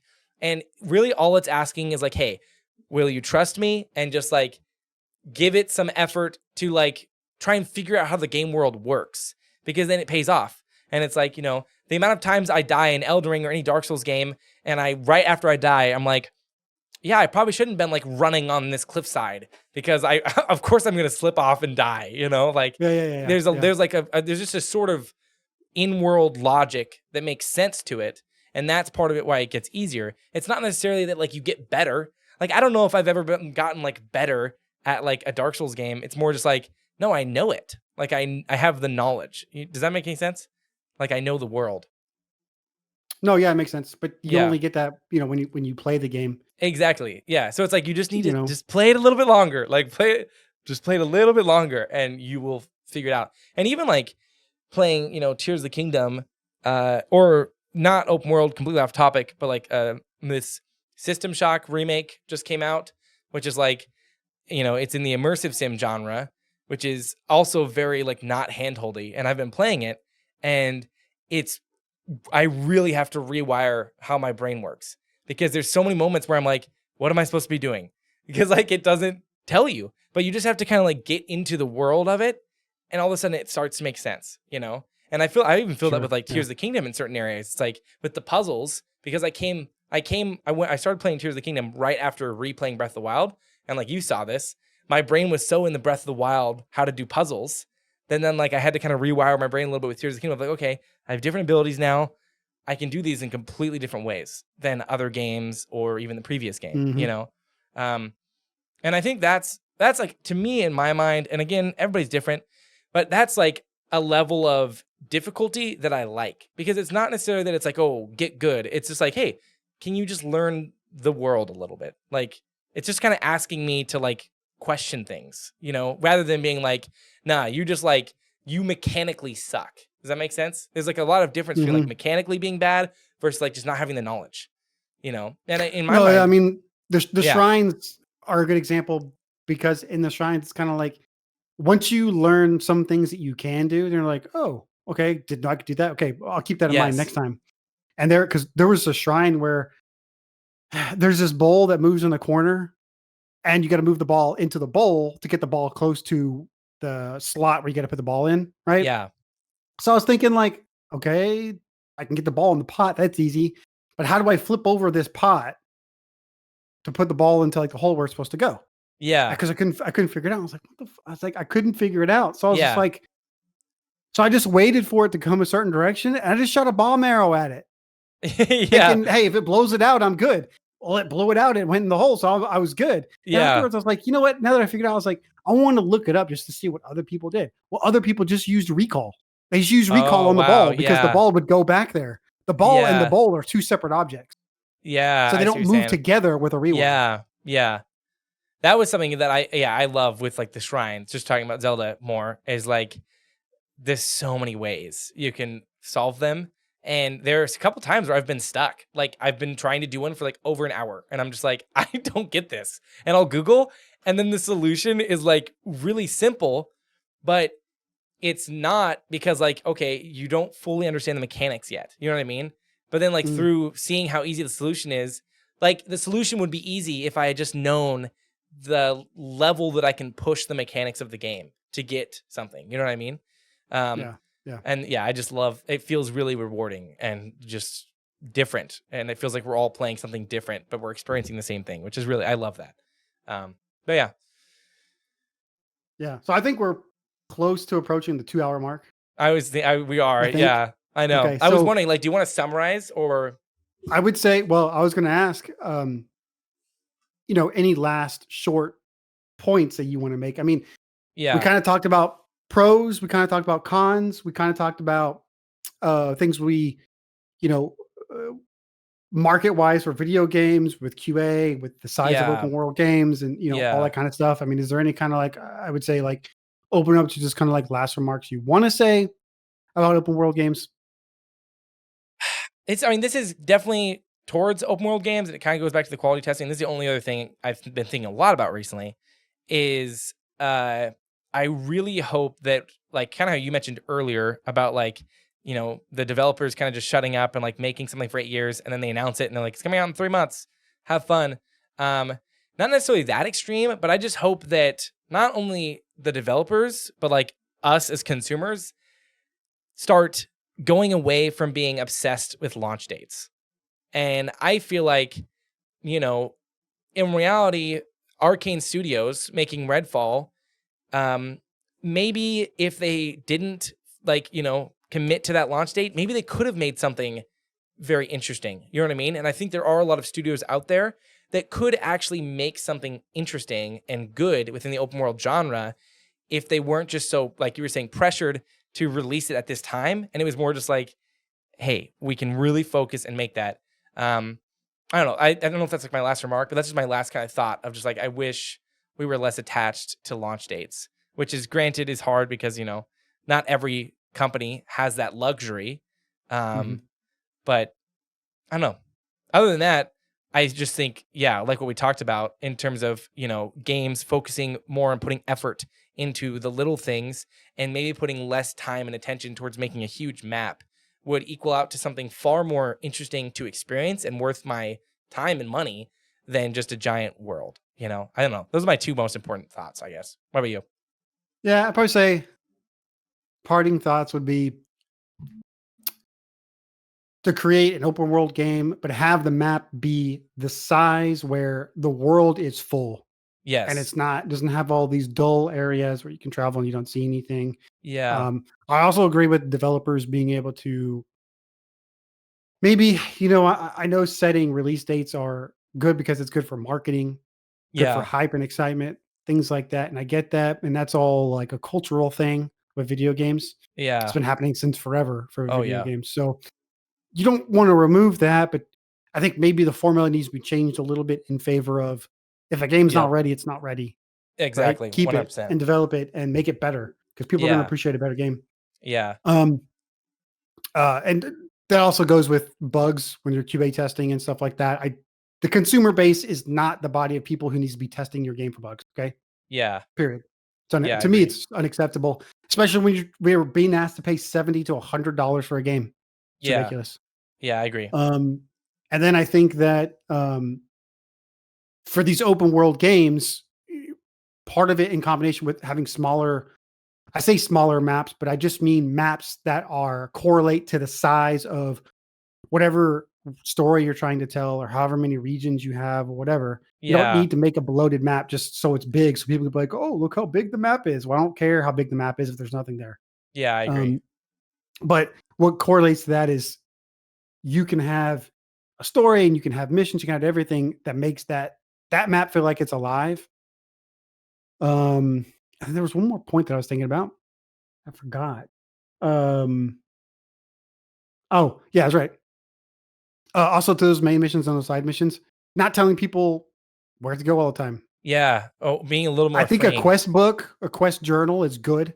Yeah, People absolutely. can keep track of those and they can kind of do in whatever order they want. I think that's a necessary thing to have in the game. Yeah. Maybe not in your UI, right? Like Yeah. when you're But playing the like game, something you maybe you can need to pull press up. the menu button that you can pull up. Yeah. Yeah, I agree. But I think we need to go more of the old school route of not always telling people where to go Yeah, leave and some mystery to be having some found. mystery, let people Yeah. figure it out and let people get ingrained in the game. Yeah, I That's agree. probably my last point there. Yeah. All right. Well, that was us talking about open world games for 2 hours. Yeah, wow, that's shocking. 2 hours. Hey, thank you for listening to this episode of the Level Out Gaming podcast. If you have any questions, be sure to leave a comment if you're watching on YouTube, or if you're listening, you can email us at leveloutgaming.biz@gmail.com.